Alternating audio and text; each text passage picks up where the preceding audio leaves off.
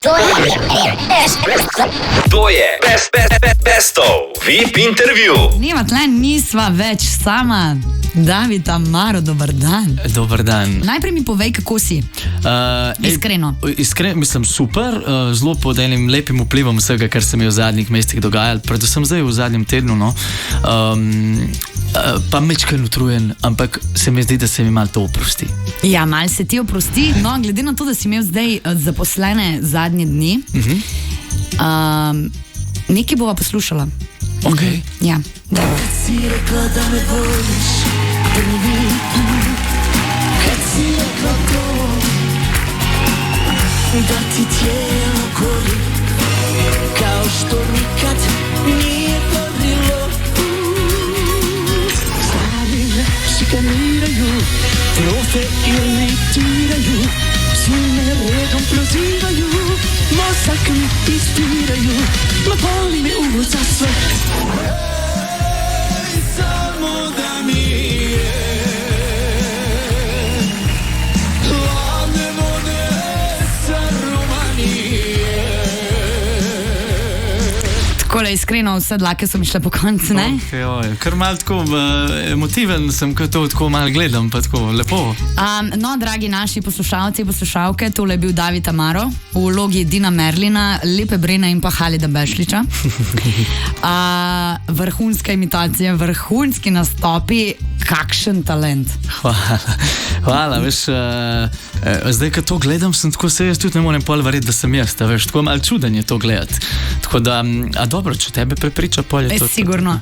Med drugim si bil tudi Freddie Mercury, bil si Milica Todorović, Zlatko Pejaković, Doris Dragović oziroma Boris, kakor si se ti pošalil, ne?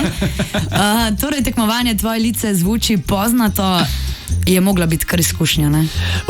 Zelo ena taka izkušnja, nekaj, ki mi je bilo malo potrebno, no, da se zgodi v mojem življenju, čisto da se malo spet sprostim. Jaz sem se kar tako v zadnjem času malo preveč tako začel resno jemati in pol so mi takoj že dali haljine, pa štikle, pa tako naprej, pa sem se moral.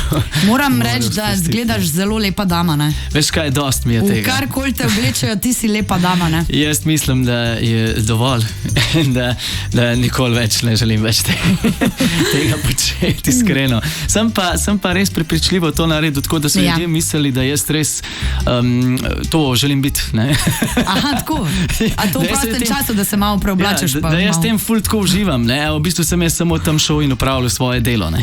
Katere čevlje je bilo najtežje nositi v tem primeru? Od Halida, seveda. Ker, a veš, Halid je tudi nedolgo nazaj preminil, tako da je že ta stvar bila zelo za mene ena taka odgovornost.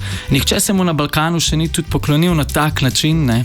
In evo, ta odgovornost je bila potem dana meni in to pred celim Balkanom, vsi so to gledali, preoblečen van, tako da je to bil kar en velik pritisk in sem potem zaradi tega nastopa pol tudi kar nekaj dni rabo, da sem prišel konkretno tako k sebi. Tudi nastop sam sem zelo težko oddelal, ampak sem pa pol dobil potrditev avtorja te pesmi Romanije.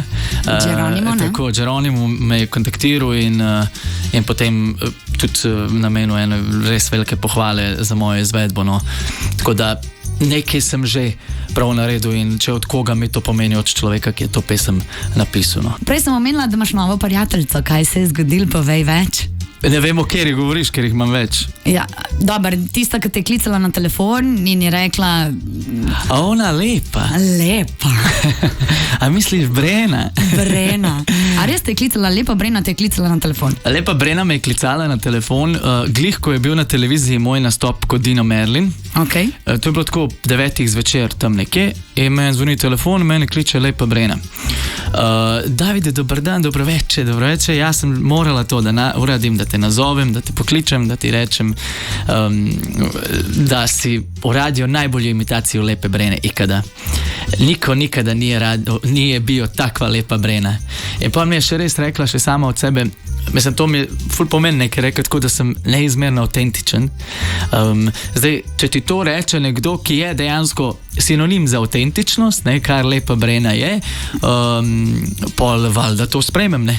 Ja. Tako da, lep klic, zelo Lepa Brena se je pokazala v tem celem klicu, no pa v celem tem pristopu tudi kot ena večjih oziroma največjih z razlogom. No. Mislim, njena komunikacija z mano je bila zelo očitna, očitno brez kakršne koli distance in mislim, da je to s tem razlogom ona, to sem glih rekel zadnjič v enem intervjuju, tudi s tem razlogom ona tudi največja.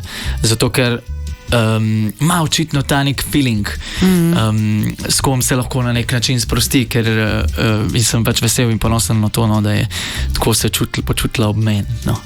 Ne, ker nastop je bil vrhunski, celo njeno nogico si uspel zelo dobro ujeti. Sama veš, da ta nogica ni bila, da to ni noben vedel, da bom padel. To je bilo pač, ona je leta 1983 pa se je brcnila v bistvu. Se je brcnila s kolenom v glavo in potem padla na tla, ne. In to mi je sama tudi rekla, što si to v radiju, to je vrh, to niko nikad ni v radiju, pa je bila tako, to mora tako da bude, da se vide gače, da sve puca, to je Lepa Brena, to sem ja. In sem bil tako, ok, ne, in jaz preden sem šel na oder, sem pa rekel tem v produkciji, karkoli se zgodi, kar veš, če je zdaj karkoli zdravstvenega, ne, oni lahko se zgodi, da prekinejo dejansko oddajo in pa če je opala, da preverijo samoredu, ne. Jaz sem rekel, preden sem šel na oder produkciji, ne prekinjajte nastopa, ne prekidajte nastopa, znači što god se desi se. In oni molim, tako, ništa, pustite. In pridem na oder in se vržem. Sicer nisem vedel točno kdaj pa kako, ker nisem tega vadil nekjer. To je one take in mi je rad, mislim, da mi boljš ne bi mogel ratati in da mi to nikoli več v življenju ne bo tako ratal, kot mi je ta padec. Sigurno, ampak bil si zelo lepa Brena. Ja, mislim, da mi je pasala. Je. Evo, hvala lepa, ker si prišel. Tako, iz srca ti hvala za povabilo. Jaz upam, da bom prej prišel kot šele čez 2 leti spet. Ne? Ja. In pa se jaz skozi poslušam, tako da bom vesel, da spet slišim svoj komad na radiju, ko se vozim. Ker to velikrat naredite in hvala vam za vso podporo. No.